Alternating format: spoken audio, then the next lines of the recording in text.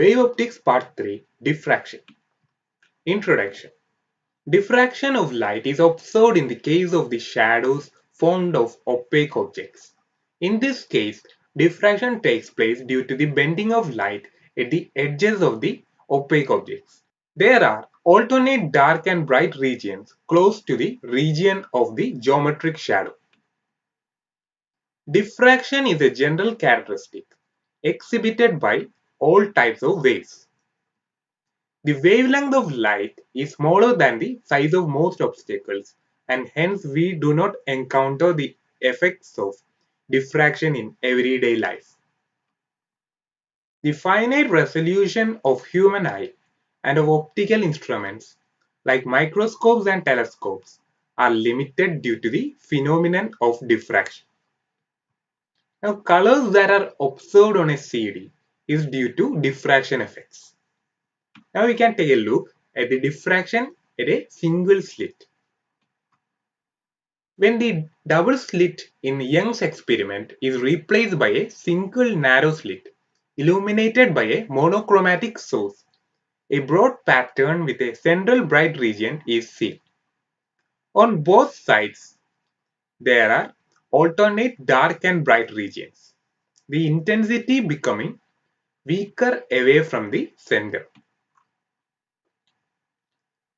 We can see in the figure the straight rays, that is to C, and the bending taking place at the edges of the slit, and they are deflected to the point P. Now the path difference of the waves reaching P, NQ is equal to NP minus LP, which is equal to A sin theta, where A is the size of the slit. We can take A sin theta almost equal to A theta since the value of theta is very small. Similarly, for the points M1 and M2, we get M2P minus M1P almost equal to Y theta. At the central point C on the screen, the angle is 0. Therefore, all path differences are 0 and hence all the parts of the slit contribute in phase. This gives maximum intensity at C. It can be shown that for minimum intensity, the value of theta is equal to n into lambda by A, where n not equal to 0.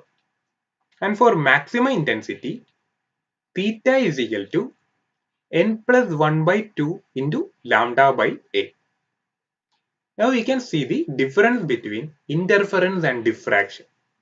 Interference may be defined as waves emerging from two different sources producing different wavefronts, while diffraction on the other hand can be termed as secondary waves that emerge from the different parts of the same wave.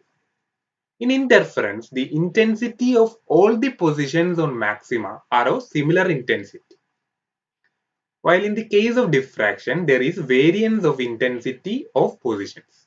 The width of the fringes in interference is equal, while the width of the fringes is not equal in the case of diffraction. It is absolutely dark in the region of minimum intensity in the case of interference, while in the case of diffraction there is a variance in the intensity of interference.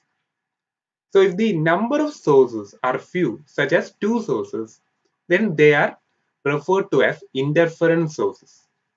If the number of sources are many, that is more than 2, then it is referred to as diffraction sources, as we have observed in the case of a single slit, where we have taken light coming from many sources. In interference and diffraction, light energy is redistributed.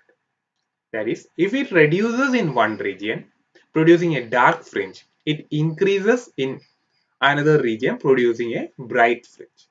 There is no gain or loss of energy, which is consistent with the principle of conservation of energy. Now we can discuss about the resolving power of optical instruments. The resolving power of an optical instrument is the ability to differentiate two nearby objects using the optical instrument. We can consider lens.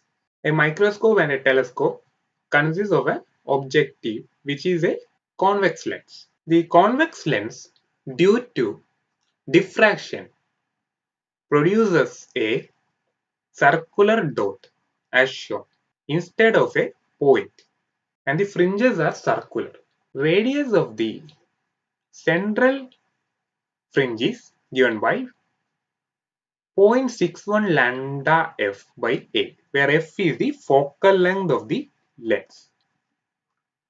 Now for two stars to be just resolved, f delta theta is almost equal to R0, the resolution, which is almost equal to 0.61 lambda f by a, or delta theta almost equal to 0.61 lambda by a.